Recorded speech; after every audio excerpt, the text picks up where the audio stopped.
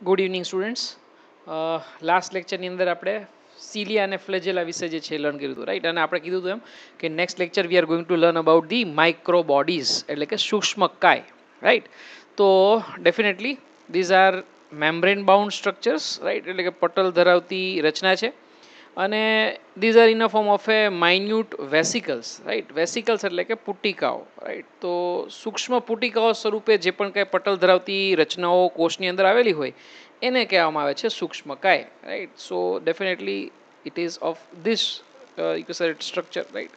જે આપણે કદાચ તમને ખ્યાલ હોય તો આપણે ઈઆરમાં અને ગોલ્જી બોડીની અંદર જોયું હતું વેસિકલ ફોર્મની અંદર, રાઈટ? એક્ઝેક્ટલી એના જેવું જ, પણ આની અંદર અલગ અલગ ટાઈપના એન્ઝાઇમ હોઈ શકે જે ડિફરન્ટ પર્પઝથી એનિમલ સેલ અને પ્લાન્ટ સેલ્સની અંદર યુઝફુલનેસ જે છે એની થઈ શકે, right? So these structures are referred as a microbodies. આ માઇક્રોબોડીઝ જે છે એમ જે મેં તમને કીધું એમ કે પ્લાન્ટ સેલ અને એનિમલ સેલ્સની અંદર અલગ અલગ ટાઈપના એન્ઝાઇમ બતાવી શકે, બરાબર? તો ટેક્સ્ટબુકની અંદર તો જે છે ખાલી આટલું જ આપેલું છે, ખાલી ડેફિનેશન આપેલી છે અને એની અંદર એન્ઝાઇમ આવેલા હોય એટલું જ આપેલું છે, બીજું કશું આપેલું નથી. પણ નીટ એક્ઝામની અંદર આની આ આટલો નાનો જે સેક્શન છે એમાંથી ક્વેશ્ચન્સ ઘણા બધા પૂછાય છે, રાઈટ? તો એ કેસની અંદર આપણે આનું ડિટેલ જે છે એ જોશું, જેના માટે તમે મટીરિયલ રિફર કરશો, બરાબર ને?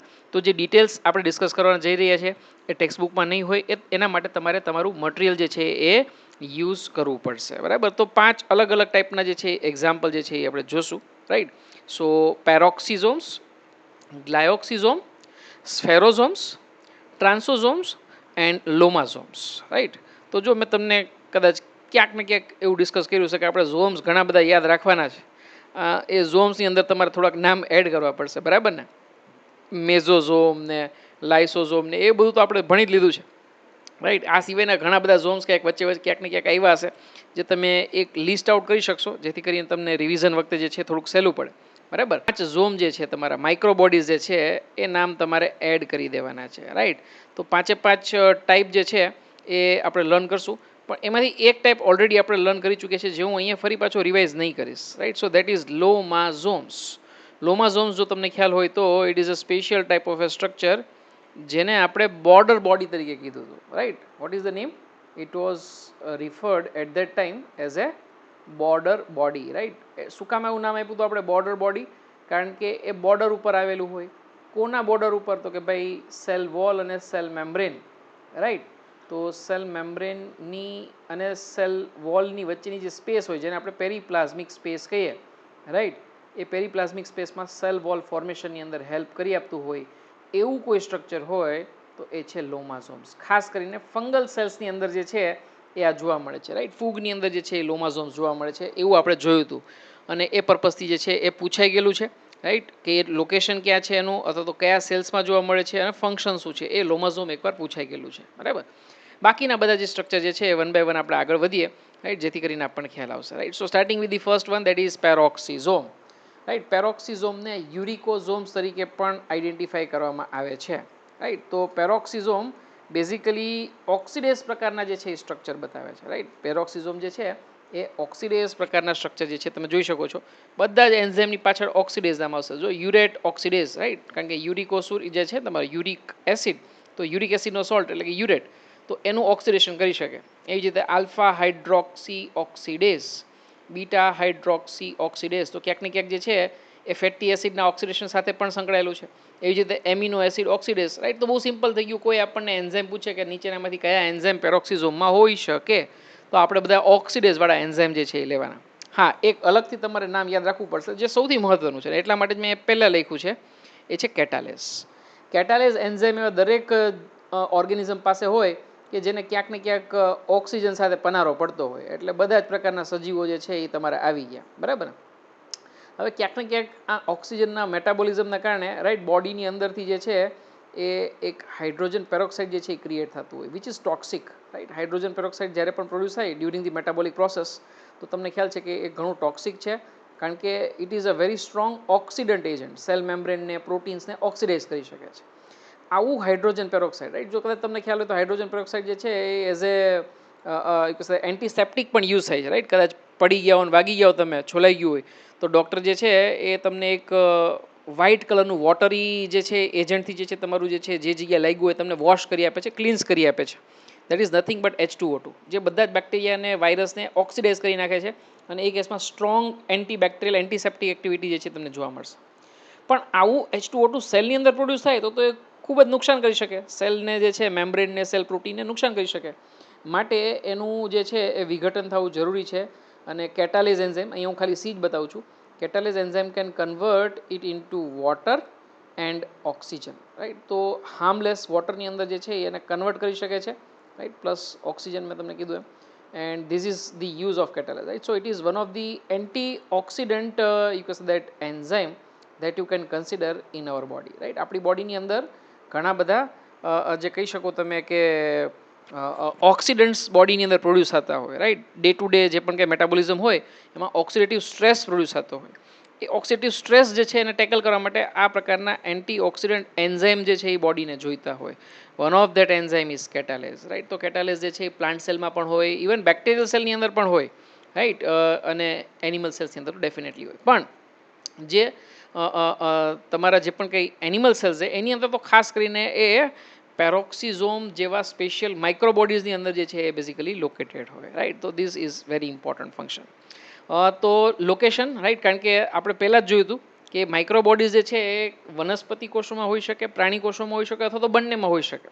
તો આપણે જે પણ કંઈ જોવાના છીએ એ બધી જ માઇક્રોબોડીઝ માટે આપણે ખાસ યાદ રાખશું કે એ એનિમલ સેલમાં છે, પ્લાન્ટ સેલમાં પ્રેઝન્ટ છે કે પછી બંનેની અંદર પ્રેઝન્ટ છે. એ ખાસ આપણે યાદ રાખવાનો પ્રયત્ન કરશું, રાઈટ. તો પેરોક્સિઝોમ યાદ રાખવું કે બંને સેલની અંદર આવેલું છે, પ્લાન્ટ સેલમાં અને એનિમલ સેલમાં બંનેની અંદર આવેલું છે, રાઈટ. અને એ કેસની અંદર પ્લાન્ટ સેલની અંદર જે એનું ફંક્શન જે છે it is related with the photorespiration of C3 plants, right. તો ફોટો રેસ્પાયરેશનની અંદર બેઝિકલી આપણે તમને ખ્યાલ હોય તો બે પ્રોસેસ જોઈતી, એક લાઇટ ડિપેન્ડન્ટ રિએક્શન અને બીજું જે છે એ લાઇટ ઇનડિપેન્ડન્ટ રિએક્શન, અંધકાર ક્રિયા. અને એની અંદર જો તમને યાદ હોય તો આપણે ક્લોરોપ્લાસ્ટમાં જોયું હતું એક પ્રોટીન આવ્યું હતું રૂબિસ્કો કરીને, રાઈટ. એ રૂબિસ્કો જે છે ને ક્યાંક ને ક્યાંક જે છે એ જે પણ કંઈ તમારું શુગર જે છે એ એની અંદર પ્રોડ્યુસ કરવાની અંદર જે છે એ બેઝિકલી હેલ્પ કરતું હતું, રાઈટ. તો અહીંયા જે રૂબિસ્કો જે છે એ બેઝિકલી જે કાર્બોહાઈડ્રેટમાં કન્વર્ટ થાય, ફર્સ્ટ જે પણ કંઈ કાર્બન કમ્પાઉન્ડ બને છે એ ફર્સ્ટ કાર્બન કમ્પાઉન્ડ કયો બને છે એના ઉપરથી પ્લાન્ટના ફોટો રેસ્પાયરેશન પ્રમાણે જે છે અલગ અલગ ટાઈપ પાડી શકો. સે ફોર એક્ઝામ્પલ જે પણ કંઈ કાર્બન ડાયોક્સાઇડ વિસ્થાપિત થાય છે, રાઈટ, કારણ કે કાર્બન ડાયોક્સાઇડ પ્લાન્ટ યુઝ કરશે, રાઈટ, અને શુગર મોલેક્યુલ બનાવશે. આ રીતે જે છે એ પોતાનું જે છે ફૂડ જાતે બનાવે છે. તો જો એ પ્રોડક્ટ તમારી જે છે એ બેઝિકલી 3 કાર્બનવાળી પ્રોડક્ટ હોય, રાઈટ. બેઝિકલી 3 કાર્બનવાળી પ્રોડક્ટ એવી રીતે બને કે ફોસ્ફોગ્લિસરિક એસિડ કરીને એક સબસ્ટન્સ આવે, રાઈટ. સો દેટ એકચ્યુઅલી આ જે છે ને એ 5 કાર્બનનું, રાઈટ. રૂબિસ્કો તમને ખ્યાલ છે ઇટ ઇઝ હેવિંગ 5 કાર્બન. અને એની અંદર સિંગલ કાર્બન તમે જોઈન કરશો તો આઈડિયલી કેટલા કાર્બન થવા જોઈએ? 6 કાર્બન થવા જોઈએ, રાઈટ. તો અહીંયા 6 કાર્બન બનશે, but you can consider 2 molecules of this phosphoglyceric acid, right. So 2 multiplied by 3 is equal to 6. આ રીતે ઇક્વેશન જે છે તમારું બેલેન્સ થઈ શકશે. જાજી ડિટેલ તો તમે જ્યારે પણ ફિઝિયોલોજી ઓફ પ્લાન્ટ જે પણ કંઈ આવશે ત્યારે તમે જોશો. પણ યાદ રાખો કે જે સૌથી પહેલો કમ્પાઉન્ડ બને છે જે પણ કંઈ તમારો જે કાર્બોનિક કમ્પાઉન્ડ બને છે એ ફોસ્ફોગ્લિસરિક એસિડ કેટલા કાર્બનવાળો બને છે? તો કે ભાઈ 3 કાર્બનવાળો. એટલા માટે આપણે આવા પ્લાન્ટ્સને આપણે શું કીધું? C3 પ્લાન્ટ્સ કીધા, રાઈટ. જેટલા બી પ્લાન્ટ્સ જોવા મળે છે એમાંથી 85% પ્લાન્ટ્સ જે છે ને એ મોટાભાગે C3 ટાઈપના હોય છે, રાઈટ.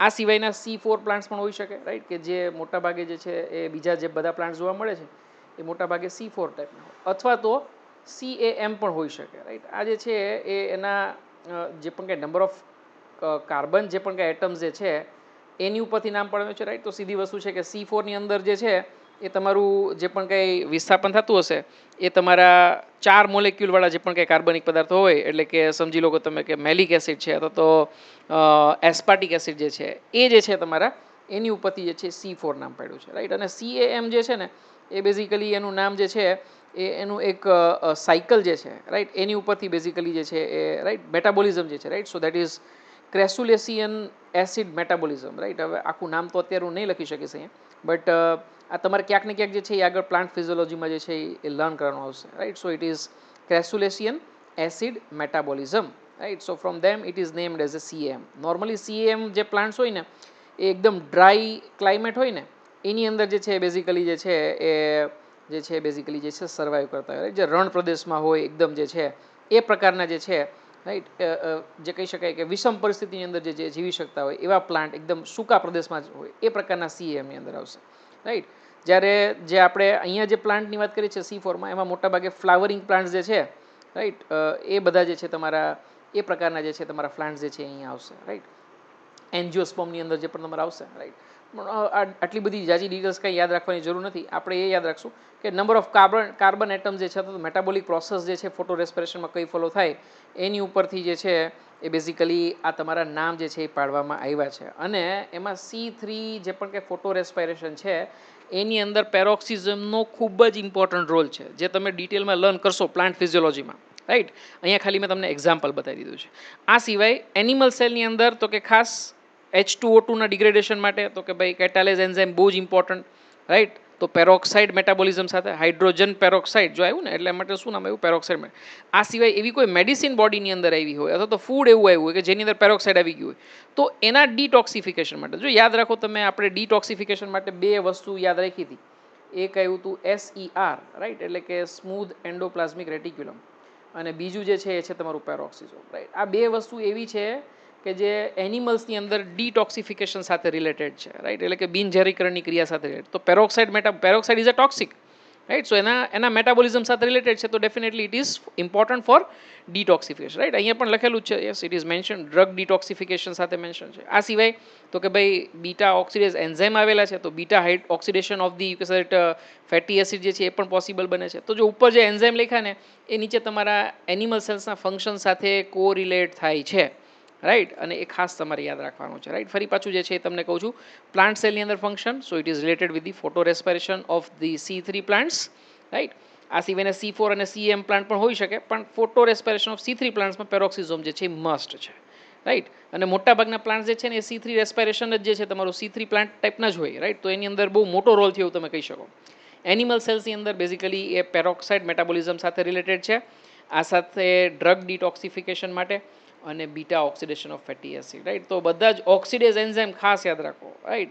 અને એક હાઇડ્રોજન પેરોક્સાઇડ વાળા માટે જે છે કેટાલેઝ એન્ઝાઇમ અલગથી યાદ રાખશો તો તમને પેરોક્સિઝોમની બધી ડિટેલ્સ જે છે તમે ઇઝીલી જે છે એ કવર કરી શકશો, right. So this is all detail related to peroxisome. Moving toward the next is a glyoxysomes. Glyoxysomes જે છે એ બેઝિકલી ખાલી પ્લાન્ટ સેલ્સમાં જ જોવા મળે છે.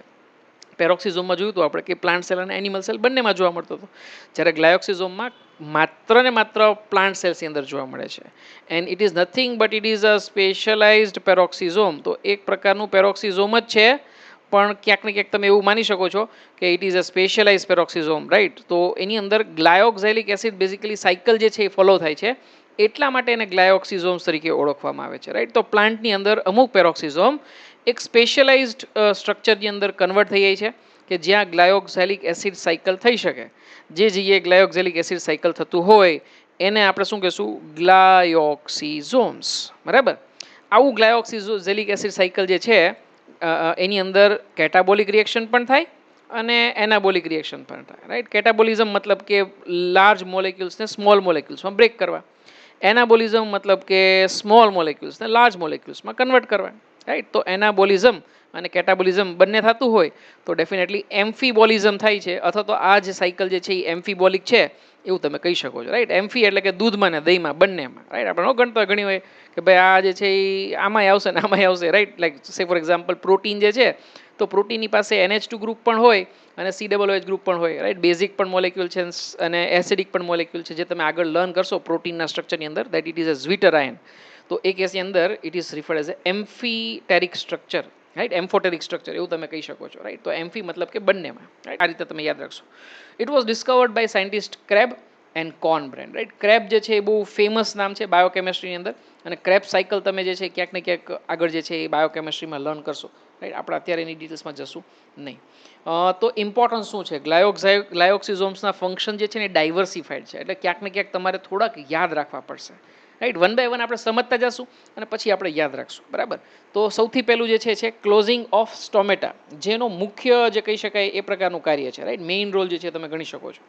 તો આપણને ક્યાંક ને ક્યાંક એવું થવું જોઈએ કે ભાઈ દિવસે જે સ્ટોમેટા ઓપન હોય, રાઈટ, એ જે છે એ બેઝિકલી નાઇટ ટાઈમમાં જે છે એ ક્લોઝ કેવી રીતે થઈ જાય, રાઈટ. મને બહુ એક્ઝેક્ટ ગુજરાતી તો ખ્યાલ નથી સ્ટોમેટાનું, પણ કદાચ પર્ણરંધ્ર કે કદાચ એવું જે છે મોટાભાગે થવું જોઈએ, રાઈટ.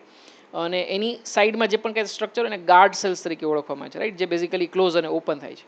તો એ કેસની અંદર અહીંયા જે છે એ basically glyoxylic acid cycle through malic acid જે હોય, રાઈટ, એ જે છે એ કાર્બોહાઈડ્રેટમાં કન્વર્ટ થાય. હવે જો કાર્બોહાઈડ્રેટની અંદર કન્વર્ટ થઈ હશે તો એ કાર્બોહાઈડ્રેટ જે છે ઓસ્મોટિક પ્રેશર જે છે એ ક્રિએટ કરશે, અને એના કારણે એ જે ઓસ્મોટિક પ્રેશર ડિક્રીઝ થયું અને એ જે છે એ વોટરની મૂવમેન્ટ જે છે એ બહારની સાઈડ કરશે, રાઈટ. બહારની સાઈડ થશે તો આપણે શું કહેશું? એક્ઝો ઓસ્મોસિસ. તો એ કેસની અંદર ગાર્ડ સેલ્સ જે છે એ બેઝિકલી કેવા થશે? ફ્લેસિડ, રાઈટ. ફ્લેસિડ જો તમને ખ્યાલ હોય તો આપણે સેલ મેમ્બ્રેન જે છે એની અંદર મૂવમેન્ટ જે જોયું ટ્રાન્સપોર્ટેશન પ્લાન્ટ સેલ્સની અંદર, ત્યારે ફ્લેસિડિટી, ટર્ગિડિટી જે છે ને પ્લાઝ્મોલિસિસ, આવું 3 વસ્તુ ટર્મિનોલોજી યાદ કરી હતી, રાઈટ, ત્યારે આપણે સમજાતા. સો એ કેસની અંદર ગાર્ડ સેલ છે એ બેઝિકલી કેવા થશે? ફ્લેસિડ થશે. ફ્લેસિડ થશે એટલે સ્ટોમેટા શું થઈ ગયું? ક્લોઝ થઈ ગયું. વળી પાછું ડે ટાઈમ થશે એટલે કાર્બોહાઈડ્રેટ વળી પાછું શું થઈ જશે? મેલિક એસિડમાં કન્વર્ટ થઈ જશે, અને મેલિક એસિડમાં કન્વર્ટ થશે એટલે વળી પાછું એન્ડો ઓસ્મોસિસ થશે. એન્ડો ઓસ્મોસિસ થશે તો એ કેસની અંદર ફરી પાછા જે છે સ્ટોમેટા જે છે ઓપન થઈ જશે. Likewise cycle just goes on. તો ઓસ્મોટિક ડિફરન્સના કારણે જે સ્ટોમેટા જે છે પ્લાન્ટ સેલ્સ જે છે, લીફ જે છે, રાઈટ, જે બેઝિકલી ગ્રીન પાર્ટ હોય ને ત્યાં સ્ટોમેટા હોય એટલે લીફની અંદર વધારે હોય. તો એ કેસની અંદર ક્લોઝર ઓફ સ્ટોમેટા જે છે એ ગ્લાયોક્ઝેલિક એસિડનું ફંક્શન છે એવું તમે કહી શકો છો, બરાબર. બીજું ફંક્શન જોઈએ આપણે. સો it is related with the seed germination, right. જ્યારે પણ બીજાંકુરણ થાય ત્યારે, રાઈટ, સીડ એટલે કે બીજ, રાઈટ, જર્મિનેશન એટલે કે અંકુરણની ક્રિયા. હવે કોઈ પણ સીડ હોય ને એ ક્યારેય પણ કાર્બોહાઈડ્રેટના ફોર્મમાં જે છે જનરલી સ્ટોરેજ જે છે ફૂડનો ઓછો કરતું હોય, રાઈટ. ફૂડનો જે પણ કાંઈ સ્ટોરેજ હોય ને સીડની અંદર એ મોટાભાગે કાં તો પ્રોટીનના ફોર્મમાં હોય, કાં તો વધારે પડતું જે છે એ ઓઇલના એટલે કે ફેટી એસિડના ફોર્મમાં, જે હાઈ એનર્જેટિક મોલેક્યુલ હોય ને કેલરી ફોર્મ, એની અંદર બેઝિકલી સ્ટોર થાય. હવે આવા ફેટી એસિડ જે છે જ્યારે પણ જર્મિનેશન થવું હોય ત્યારે તો એનર્જીની ઘણી બધી નીડ હોય, તો એ કેસની અંદર ડેફિનેટલી ડાયરેક્ટ એનર્જી સોર્સ હંમેશા કાર્બોહાઈડ્રેટ થશે. તો સીડ જ્યારે જર્મિનેશન થાય, બીજાંકુરણ થાય, ત્યારે ફરી પાછા તમારા જે પણ કાંઈ ફેટી એસિડ હોય એ ફેટી એસિડ કાર્બોહાઈડ્રેટમાં કન્વર્ટ થવા જોઈએ. જે પોસિબિલિટી જે છે તમને ગ્લાયોક્સિઝમ પૂરી પાડે છે, રાઈટ. તો this cycle, glyoxylic acid cycle, converts fat into carbohydrate. અને એ કેસની અંદર જ્યારે પણ આવું ફિનોમિના થશે ત્યારે એ basically carbohydrate as a source of energy તરીકે અવેલેબલ રહેશે, અને એ કેસની અંદર સીડ જર્મિનેશન પોસિબલ થશે. તો જો સીડ જર્મિનેશન માટે ખૂબ જ અગત્યનું, અને ક્વેશ્ચન જે છે તમને પૂછાય છે નીટની અંદર, એઆઈપીએમટી અંદર, એ ઇનડાયરેક્ટલી પૂછાય છે. કઈ રીતે? કે એક સીડ જે છે એનું જર્મિનેશન ચાલુ છે, તો which of the following organelle will be now found in active form, અથવા તો which of the following organelle will be responsible for the process of germination. તો એ કેસની અંદર આન્સર તમારો મોડિફાઈડ પેરોક્સિઝોમ અથવા તો ગ્લાયોક્સિઝોમ એવો હોઈ શકે, right. I hope you have clear, right. કારણ કે અહીંયા જે છે એ ઇમ્પોર્ટન્સ આનું સમજવું જરૂરી છે. મોટાભાગના કેસમાં જે છે જે તમારા સીડ હોય એ એનર્જી કયા ફોર્મમાં સ્ટોર કરે છે? ફેટના ફોર્મમાં.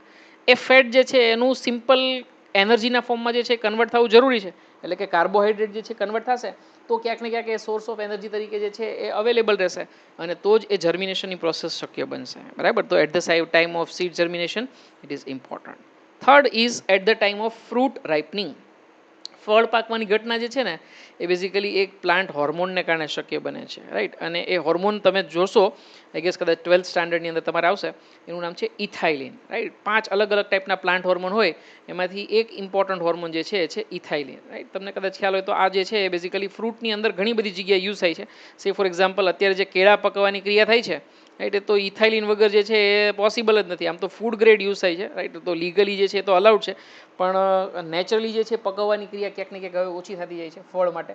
અને ફ્રૂટ રાઇપનિંગ હોર્મોન જે તરીકે યુઝ થાય, રાઈટ, સિન્થેટિક જે પણ કંઈ કેમિકલ યુઝ થાય છે એ બીજું કંઈ જ નથી પણ એક જાતનો પ્લાન્ટ હોર્મોન છે ઇથાઇલિન.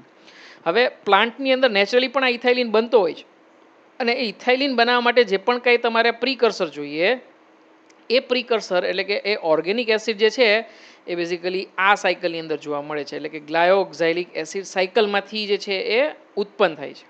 એ ઉત્પન્ન થાય એટલે બેઝિકલી જે છે ઇથાઇલિન બનાવી શકે છે, અને એ કેસની અંદર ફળ પાકવાની ક્રિયા જે છે એના માટે પણ ક્યાંક ને ક્યાંક ગ્લાયોક્ઝેલિક એસિડ સાયકલ જવાબદાર છે એવું તમે કહી શકો છો, રાઈટ. તો મેં તમને કીધું ડાયવર્સિફાઈડ ફંક્શન આવશે, છે બધા પ્લાન્ટને રિલેટેડ પણ ડાયવર્સિફાઈડ ફંક્શન છે, રાઈટ. અને છેલ્લું જે છે, ચોથું જે છે, it is formation of glyoxylate, right. Glyoxylate એ એટલા માટે ઇમ્પોર્ટન્ટ છે કારણ કે અમુક પ્રકારના એમિનો એસિડ, સેરીન, ગ્લાયસિન, આ પ્રકારના એમિનો એસિડ જે છે એના માટે ગ્લાયોક્ઝાઇલેટ જે છે એ પ્રીકર્સર છે, રાઈટ. તો એમિનો એસિડના સિન્થેસિસ માટે પણ ખૂબ જ અગત્યનું થઈ ગયું, રાઈટ. તો 4 ફંક્શન આપણે જે છે એ જોયા, રાઈટ. ફરી પાછું જોઈએ છીએ આપણે ગ્લાયોક્સિઝોમ આમ તો ખાલી પ્લાન્ટ સેલની અંદર જ જોવા મળે છે, જ્યાં આપણે સ્પેશિયલાઇઝ પેરોક્સિઝોમ તરીકે કહી શકશું. પણ એને શું કામે કઈ રીતે અલગ પડે છે? અલગ એ રીતે પડે છે કે ગ્લાયોક્ઝેલિક એસિડ સાયકલ જે છે એ બેઝિકલી અહીંયા જોવા મળે છે, માટે એને ગ્લાયોક્સિઝોમ કહી શકો છો. આ સાયકલની અંદર બંને પ્રકારના રિએક્શન થાય, કેટાબોલિક અને anabolic, right. So that is amphibolic in nature, right. ફંક્શનની અંદર મેઇન રોલ તો કે ભાઈ opening of closure of the stomata. તો ક્લોઝિંગ ઓફ સ્ટોમેટા કઈ રીતે થાય? તો કે ભાઈ જ્યારે રાતનો ટાઈમ થાય ત્યારે મેલિક એસિડ જે છે શેમાં કન્વર્ટ થઈ જાય છે? કાર્બોહાઈડ્રેટમાં. So this changes the osmotic pressure. Osmotic pressure જેવું ડિક્રીઝ થશે એટલે પાણી બધું બહાર જતું રહેશે, એક્ઝોઓસ્મોસિસ, અને ગાર્ડ સેલ જે છે કેવા થઈ જશે? ફ્લેસિડ થઈ જશે. જેવું ફ્લેસિડ થશે એટલે સ્ટોમેટા કેવા થઈ જાય? ક્લોઝ થઈ જાય, રાઈટ. ફરી પાછું ડે સાયકલ જ્યારે સ્ટાર્ટ થશે, લાઇટ મળી જશે ત્યારે ફરી પાછું રિવર્સ કન્વર્ઝન થશે, and then there will be opening of સ્ટોમેટા, right. Similarly અહીંયા જે છે સેકન્ડ જે રોલ જે છે તમારો એ છે સીડ જર્મિનેશનમાં. આપણે કીધું કે ભાઈ ફેટમાંથી કાર્બોહાઈડ્રેટમાં કન્વર્ઝન થવું જરૂરી છે, કારણ કે સિમ્પલ સોર્સ ઓફ એનર્જી જે છે કાર્બોહાઈડ્રેટ અવેલેબલ હોય તો જ સીડ જર્મિનેશનની પ્રોસેસ આગળ જઈ શકે. અને એ કેસની અંદર સીડ જર્મિનેશન માટે ગ્લાયોક્ઝેલિક એસિડ સાયકલ જે છે એ ઇમ્પોર્ટન્ટ છે. આ સિવાય આ સાયકલ જે પણ કંઈ જે છે તમારું એ ગ્લાયોક્ઝેલિક એસિડ સાયકલની અંદર એવા ઇન્ટરમીડિયેટ્સ ઓર્ગેનિક એસિડ ક્રિએટ થાય છે જે ઇથાઇલિન હોર્મોન તમને બનાવી આપે છે. તો ફ્રૂટ રાઇપનિંગ જે ફળ પાકવાની ક્રિયા છે ને એ ક્યાંક ને ક્યાંક જે છે ઇથાઇલિન વગર શક્ય બનતી નથી. જો ખ્યાલ હોય તો તમને ઇથાઇલિન જે છે ને એ બેઝિકલી મિડલ લેમેલાને ડિઝોલ્વ કરી આપશે. કેલ્શિયમ મેગ્નેશિયમ પેક્ટેટ ડિઝોલ્વ થાય ને તો જે ફળ જે છે એ પોચું બને, પાકું બને, રાઈટ. તો એ ફળ પાકવાની ક્રિયા માટે જવાબદાર કોણ? ઇથાઇલિન. અને ઇથાઇલિન ક્યાંથી બને? તો કે એવા ઓર્ગેનિક એસિડમાંથી કે જે ગ્લાયોક્ઝેલિક એસિડ સાયકલમાંથી પ્રોડ્યુસ થયા છે. આ સિવાય ગ્લાયોક્ઝેલેટ પોતે જે છે એ સેરિન અને ગ્લાયસિન જેવા એમિનો એસિડના જે કહી શકાય પ્રીકર્સર તરીકે બિહેવ કરે છે, બરાબર. So this is all detail regarding the glyoxysome. બે માઇક્રોબોડીઝ આપણે અત્યાર સુધી પૂરા કર્યા, પેરોક્સિઝોમ અને glyoxysome. Moving to the third is a spherosome. Spherosome જે છે એ બહુ સિમ્પલ છે, રાઈટ. આપણે યાદ રાખવું જે છે એ કમ્પેરેટિવલી સહેલું છે, પણ એનું સરસ મજાનું જે ડિસ્ક્રિપ્શન જે પૂછ્યું હતું, રાઈટ, જે એકવાર એઆઈપીએમટી એક્ઝામમાં પૂછાઈ ગયું છે, એ હતું આ પ્રકારનું, રાઈટ. તો એમાં પૂછ્યું હતું એ પ્રકારે કે identify an organelle which is small, spherical, single membrane bound. જો બધી જ માઇક્રોબોડીઝ જે છે એક ટ્રાન્ઝોસોમ છે, બાકી બધી જ માઇક્રોબોડીઝ સિંગલ મેમ્બ્રેન બાઉન્ડ સ્ટ્રક્ચર હોય, રાઈટ. એ આપણે જોશું. તો સિંગલ મેમ્બ્રેન બાઉન્ડ. રિફ્રેક્ટાઇલ. રિફ્રેક્ટાઇલ એટલે કે આપણે એની ઉપર પ્રકાશ ફેંકીએ ને તો આપણને સામો પ્રકાશ ચળકે આપણને, એ પ્રકારનું સ્ટ્રક્ચર, રાઈટ. તો refractile, right, one which can give an very bright you કે say appearance under the microscope. So it is refractile, right. Cell organelle. એવી અંગિકા કે જે નાની છે, ગોળ પ્રકારની દેખાય છે, સ્ફેરિકલ દેખાય છે, એટલે તો આપણે સ્ફેરોઝોમ એવું નામ આપ્યું. સિંગલ મેમ્બ્રેન બાઉન્ડ, એક જ પડ ધરાવતી હોય એવી રીતે. અને બેઝિકલી આ સૌથી ઇમ્પોર્ટન્ટ, સૌથી મોટી કેરેક્ટરિસ્ટિક આ છે, it synthesise and store fatty acid. આપણે જોશું હમણાં કમ્પોઝિશન, એનું કમ્પોઝિશનની અંદર 98% ફેટી એસિડ હોય, રાઈટ, એટલે કે ચરબી જ હોય. તો મોટા ભાગનું સ્ટ્રક્ચર જે છે એ તમારું ફેટનું બને, અને 2% જે બાકીનું બચે છે ને એમાં પણ જે છે ને એ બેઝિકલી 2% શું આવેલું હોય? પ્રોટીન આવેલું હોય, એટલે કે એન્ઝાઇમ આવેલા હોય. અને એ એન્ઝાઇમ પાછા કયા હોય? તો કે જે ફેટી એસિડનું સિન્થેસિસમાં હેલ્પ કરતા હોય, રાઈટ. તો એક્ઝેક્ટલી જે છે આ પેલું નેગેટિવ સાયકલ છે, રાઈટ. જે લોકો થોડાક ઓબેઝ હોય ને, થોડાક વધારે જાડા હોય ને, એ લોકોને ભૂખ વધારે લાગે રાખે. ભૂખ વધારે લાગે એટલે ખોરાક વધારે ખાય, ખોરાક વધારે ખાય એટલે વળી પાછું જે છે એ વજન વધારે રાખે, રાઈટ. એવી નેગેટિવ સાયકલ જે છે એ બેઝિકલી ઓબેસિટીમાં ક્રિએટ થતી હોય. અહીંયા જે છે એવું તમે ગણી શકો છો, 98% ફેટ, બાકીનું જે 2% બચ્યું છે એ પણ કામ શું કરે છે? ફેટી એસિડ સિન્થેસિસનું કામ કરે છે, રાઈટ. તો એ રીતે તમે જે છે અહીંયા વિચારી શકો છો, રાઈટ. તો રિફ્રેક્ટાઇલ ફરી પાછું એટલા માટે છે કારણ કે ફેટી એસિડ કેટલું છે? 98% જેટલું, વેરી હાઈ ફેટી એસિડ, આટલું બધું, રાઈટ. સે ફોર એક્ઝામ્પલ તેલનું ટીપું મૂકો ને એની ઉપર તમે પ્રકાશ પાડો તો કેવું ચમકે, રાઈટ. એની ઉપરથી જે છે આપણને કેવું થાય? Exactly same thing you can consider, right. તો જો રિફ્રેક્ટાઇલ સેલ ઓર્ગેનલ્સ બહુ ઓછી હોય. એક આપણે જોયું હતું એક સેન્ટ્રોઝોમ, રાઈટ. એ પણ કેવું હતું? એકદમ રિફ્રેક્ટાઇલ, આર્ટ ઇફેક્ટ જેવું આપણને દેખાતું હતું. એક્ઝેક્ટલી સેમ સ્ફેરોઝોમ્સ પણ જે છે એ રિફ્રેક્ટાઇલ જે છે આપણને દેખાય છે because of the storage of the fatty acid, right. તો અકરન્સ જે છે એ બેઝિકલી પ્લાન્ટ સેલ્સની અંદર જે છે એ તમારા મોટા ભાગે થાય છે, રાઈટ. તો ફેટ સ્ટોરિંગ જે પણ કાંઈ પ્લાન્ટ સેલ્સ હોય એમાં પણ ખાસ કરીને જે સીડ્સ હોય, રાઈટ, ઓઇલ સીડ્સ જે છે, સે ફોર એક્ઝામ્પલ કેસ્ટર, રાઈટ. તો એટલે કે એરંડિયા જે આપણે કહીએ, રાઈટ. તો એરંડિયાના જે કાંઈ બીજ હોય એ એરંડા જેને કહેવામાં આવે, રાઈટ. એવી જ રીતે મગફળી છે, રાઈટ. એવી જ રીતે બીજા કોઈ પણ એવા તમે બીજ લઈ શકો છો જેની અંદર તેલનો સંગ્રહ થતો હોય, તેલી બિયા તમે જેને કહો છો એ, રાઈટ. તો ફેટ સ્ટોરિંગ પ્લાન્ટ સેલ્સની અંદર વધારે જોવા મળે છે, પણ મોસ્ટ એબુન્ડન્ટ ડેફિનેટલી ઓઇલ સીડ્સની અંદર તમને જે છે એ જોવા મળશે definitely, right. Diameter it is normally 0.5 to 1 micrometer but can be up to 2.5 micrometer in sum of the oil seeds, right. તો એની અંદર થોડીક સાઇઝ જે છે એ વધારે હોઈ શકે. કમ્પોઝિશન મેં તમને કીધું એમ કે 98% જે છે એની અંદર ફેટી એસિડ અને 2% જે છે એ એન્ઝાઇમેટિક પ્રોટીન જે છે એ હોઈ શકે કે જે ફેટ સિન્થેસિસની અંદર ઇન્વોલ્વ છે, રાઈટ. તો કારણ કે ફેટ પ્રેઝન્ટ છે તો ડેફિનેટલી લાઇટ માઇક્રોસ્કોપની અંદર એ એકદમ વિઝિબલ જે છે આપણને એકદમ રિફ્રેક્ટાઇલ જે છે સ્વરૂપે જે છે એ દેખાશે, બરાબર. આનું ડેવલપમેન્ટ જે છે ને બેઝિકલી જે છે, રાઈટ, જો તમને ખ્યાલ હોય તો ફેટી એસિડ જે છે એ બેઝિકલી બનાવવાનું કામ કોણ કરે, right? Synthesis of fatty acid જો કદાચ આવ્યું, રાઈટ, તો લિપિડ સિન્થેસિસનું કામ જે છે એ બેઝિકલી ક્યાં થાય, right? So it you know that it is in the you કે સે દેટ SER, રાઈટ. તો સ્ટેરોઇડ ફેટ આ બધાનું સિન્થેસિસ આપણે જોયું હતું, રાઈટ. તો ડેફિનેટલી જો આ તમારી ઓર્ગેનલ ફેટી એસિડનું સિન્થેસાઇઝ કરી શકતી હોય તો એ ડેવલપ ક્યાંથી થઈ હશે? It has to be from SER. તો એનું ઓરિજિન કદાચ આપણને પૂછે ને કે સ્ફેરોઝોમ જે છે, રાઈટ, કારણ કે એકવાર આવું પણ પૂછાઈ ગયેલું છે that spherosomes are origin from, right, ક્યાંથી ઉદ્ભવ થાય, તો ઉદ્ભવ ક્યાંથી થાય છે? It is from the ER. અને ERમાં પણ સ્પેસિફિકલી પૂછાય તો એન્ડોપ્લાઝમિક રેટિક્યુલમ કઈ ગણશું આપણે? It has to be SER, smooth endoplasmic reticulum. આ રીતે તમારે જે છે એ ગણવાનું છે, right. It can be stained by some of this stain which can help in staining the fatty acid. Lipid stain કરી શકતી હોય ને એવા તમામ પ્રકારના સ્ટેઇન જે છે તમે અહીંયા યુઝ કરી શકો છો, રાઈટ. તો એની અંદર તમને ખ્યાલ હોય તો ગોલ્જી બોડીની અંદર આપણે નામ આપ્યું હતું લિપોક્રોમ, એવું નામ આપ્યું હતું, રાઈટ, કારણ કે એની અંદર લિપિડ્સ ઘણા બધા હતા. અને ગોલ્જી બોડીનું એક સ્ટેઇન કયું હતું આપણે જોયું હતું? એ સુદાન બ્લેક. તો એવી સુદાન ડાઈઝ જે છે ને એ તમે જે છે અહીંયા યુઝ કરી શકો છો. શું કામ? કારણ કે સુદાન બ્લેક જે છે એ બહુ ઇઝીલી લિપિડ્સને જે છે એ સ્ટેઇન કરી શકે, અભિરંજિત કરી શકે છે. આ સિવાય ઓસ્મિયમ ટેટ્રાઓક્સાઇડ કરીને એક સ્ટેઇન છે, રાઈટ, એ પણ જે છે એ સ્ટેનિંગ માટે જે છે એ યુઝ થઈ શકે છે. અને ડેવલપમેન્ટ ડેફિનેટલી આપણે જોયું એમ કે એન્ડોપ્લાઝમિક રેટિક્યુલમ એમાં પણ SER માંથી જે છે એ બેઝિકલી ડેવલપ થાય છે. ફરી પાછું એકવાર આપણે જે છે રિવાઇઝ કરી લઈએ. It is a small spherical single membrane bound refractile cell organelle which is specialized to synthesize and store the fatty acid, right. તો occurrence plant cells ની અંદર જે ફેટ સ્ટોરિંગ પ્લાન્ટ સેલ હોય એ, અને ખાસ કરીને જે પણ કઈ ઓઇલ સીડ્સ જે છે એની અંદર, રાઈટ. સાઇઝ તો કે 0.5 to 1 માઇક્રોમીટર અને 2.5 માઇક્રોમીટર સુધી જે છે એ સાઇઝ એની જોવા મળી શકે. કમ્પોઝિશનની અંદર 98% fat, 2% enzymes for involve in the fatty acid synthesis. Clearly visible, right, કારણ કે ફેટનું પ્રેઝન્ટ જે છે, રાઈટ, તો માઇક્રોસ્કોપની અંદર લાઇટ માઇક્રોસ્કોપની અંદર એકદમ ઇઝીલી જોઈ શકાય. અને એનું અકરન્સ સ્ટેઇન જે છે તમારું સુદાન બ્લેક અથવા તો ઓસ્મિયમ ટેટ્રાઓક્સાઇડથી જે તમે કરી શકો છો. અને ડેવલપમેન્ટ જે છે તમારું એ થાય છે SER માંથી, right. So this is regarding the spherosome. લાસ્ટમાં જોશું આપણે ટ્રાન્ઝોઝોમ. ટ્રાન્ઝોઝોમ જે છે એ બહુ સ્પેશિયલ ટાઈપનું સ્ટ્રક્ચર છે જે ખાલી ને ખાલી બર્ડ્સ એટલે કે વિહગ સમુદાય, રાઈટ, પક્ષીઓ જે હોય ને એને આપણે ક્લાસિફાય કરશું એનિમલ્સની અંદર વિહગ, રાઈટ, એટલે કે એવિયન કેટેગરીની અંદર, રાઈટ. તો ઇંગ્લિશ મીડિયમના સ્ટુડન્ટ્સ માટે એવિયન વર્ડ ખાસ યુઝ કરશો તમે, રાઈટ. ગુજરાતી મીડિયમ માટે વિહગ એવો શબ્દ. એમાં પણ જે ખાસ કરીને ઓવેરિયન સેલ્સની વાત કરીએ છીએ, રાઈટ, તો અંડકોષો જે છે એની અંદરની વાત કરીએ છીએ. એની અંદર આ પ્રકારની વિશિષ્ટ પ્રકારની સૂક્ષ્મકાય રચના જે છે એ તમને જોવા મળી શકે છે. નોર્મલી બર્ડ્સના જે પણ કાંઈ ઓવેરિયન સેલ્સ હોય ને એ મેગાલેસિથલ હોય, રાઈટ. લેસિથિન જે છે ને એ બેઝિકલી એક જાતનું ફોસ્ફોલિપિડ છે કે જે ઈંડાની અંદર જોવા મળે, રાઈટ. વધારે પડતું જ્યાં જરદી જોવા મળતું હોય, રાઈટ, એટલે કે યોક વધારે જોવા મળતું હોય તો સીધી વસ્તુ છે, કારણ કે એ પોતે જે છે એનિમલ્સ કેવા છે તો કે ભાઈ ઈંડાને જન્મ આપે છે, રાઈટ. તો એ કેસની અંદર એની અંદર જરદી ખૂબ જ વધારે જોઈએ, રાઈટ. યોક એટલે કે જરદી. હવે જરદી વધારે તો જરદીને ક્લાસિફાય કેવી રીતે કરવામાં આવે છે? બેઝિકલી લેસિથિનની હાજરી ઉપરથી, રાઈટ. તો મેગા લેસિથલ એટલે કે લેસિથિન એની અંદર જેની વધારે હોય ને that are called as a mega lecithal, right. હવે આવા જે પણ કંઈ તમારા ઓવેરિયન સેલ્સ હોય એમાં પ્રોટીન સિન્થેસિસ સતત ને સતત ખૂબ જ વધારે જોઈતું હોય, રાઈટ. કારણ કે એ પોતાના બચ્ચાના પોષણ માટે જે છે જરદી વધારે બનાવવાની, જરદી વધારે બને તો જે બાળક જે છે જે પણ કંઈ ભ્રૂણ જે પણ કંઈ ડેવલપ થાય છે એમ્બ્રિયો એ જે છે એના ડેવલપમેન્ટમાં હેલ્પ થઈ શકે. તો આવા મેગાલેસિથલ જે પણ કંઈ સેલ્સ હોય એટલે કે ovarian cells of bird, right, ત્યાં યોક ફોર્મેશન ખૂબ જ અગત્યનું.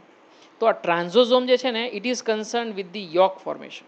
સો it is a special organelle, cell organelle, right, microbodies કે જે જરદી નિર્માણની ક્રિયા સાથે સંકળાયેલી છે. અને એ કેસની અંદર બીજી એક ડિટેલ ખાસ યાદ રાખજો કે એની ઉપર એક નહીં, બે નહીં, પણ કેટલા? તો કે 3 લેયર આવેલા હોય. 3 unit membrane are present. there is only one structure, right, cell organelle, right, in the any type of animal cells or plant cells which is having 3 unit membrane. તો એક જ એક્ઝામ્પલ એની અંદર આવશે ટ્રાન્ઝોઝોમ. તો આ 3 યુનિટ મેમ્બ્રેન માટે ખાસ યાદ રાખજો, કદાચ જૂની એક્ઝામમાં ક્યાંક ને ક્યાંક એકવાર પૂછાઈ ગયેલું છે. આ સિવાય અકરન્સ એનું ક્યાં થાય? તો ઓવેરિયન સેલ્સ ઓફ બર્ડ્સ, એ આપણે યાદ રાખ્યું. કેવી રીતે યાદ રાખ્યું? કારણ કે એનું ફંક્શન શેના રિલેટેડ છે? યોક ફોર્મેશન એટલે કે જરદી નિર્માણની ક્રિયા. રાઈટ. તો આ જે છે એ બેઝિકલી અંડપ્રસવી પ્રાણીઓ છે, એટલે કે જે એગ લાઇંગ એનિમલ્સ હોય એ પ્રકારના છે. તો યોક ફોર્મેશનની પ્રોસેસ સાથે સંકળાયેલા સ્પેશિયલ માઇક્રોબોડીઝ ટ્રાન્ઝોઝોમ. આ સિવાયનું જે છેલ્લું બાકી રહ્યું એ છે લોમાઝોમ. અને લોમાઝોમ તો આપણે મેં તમને કીધું એમ કે ક્યાંક ને ક્યાંક આગળ ડિસ્કસ કરી લીધું છે, ફરી પાછું આપણે રિવાઇઝ કરતા નથી. તો આ સાથે આપણે 5 જે છે એ માઇક્રોબોડીઝ કમ્પ્લીટ કરી છે. પેરોક્સિઝોમ, રાઈટ, આ બેઝિકલી પ્લાન્ટ અને એનિમલ સેલ બંનેમાં હોય. ગ્લાયોક્સિઝોમ ખાલી પ્લાન્ટ સેલમાં હોય. સ્ફેરોઝોમ ખાલી પ્લાન્ટ સેલમાં. ટ્રાન્સોઝોમ ખાલી એનિમલ સેલ્સમાં. લોમાઝોમ્સ અલગ અલગ પ્રકારના સેલ્સમાં હોઈ શકે, પણ આપણે જે પૂછાય છે એક્ઝામ પોઈન્ટ ઓફ વ્યૂ માટે ખાસ યાદ રાખશું કે ફંગસ સેલની અંદર હોય. બરાબર. આ રીતે જે છે એ આપણે આનું ડિસ્ક્રિપ્શન આખું જોયું છે. બધાના ફંક્શન ફરી પાછું મારી એક રિક્વેસ્ટ છે કે તમે એકવાર રિવાઇઝ કરજો. સ્ફેરોઝોમ અને ટ્રાન્સોઝોમના તો બહુ ટિપિકલ એકદમ ફંક્શન છે, તો તમને ઇઝીલી યાદ રહી જશે. પેરોક્સિઝોમ અને ગ્લાયોક્સિઝોમના ફંક્શન થોડાક ડાયવર્સિફાઈડ છે, અને માટે તમારે ખાસ યાદ કરવા પડશે. જેટલી વાર વાંચશો એટલી વાર રિવાઇઝ કરવા પડશે, અને આને રિલેટેડ ક્વેશ્ચન્સ પણ તમને જે છે એ વધારે જોવા મળશે. Right. So it is my request that you go through these all details again and again. Okay, ચલો તો અહીંયા આપણે જે છે આજનો લેક્ચર પૂરો કરીએ છીએ. Thank you very much.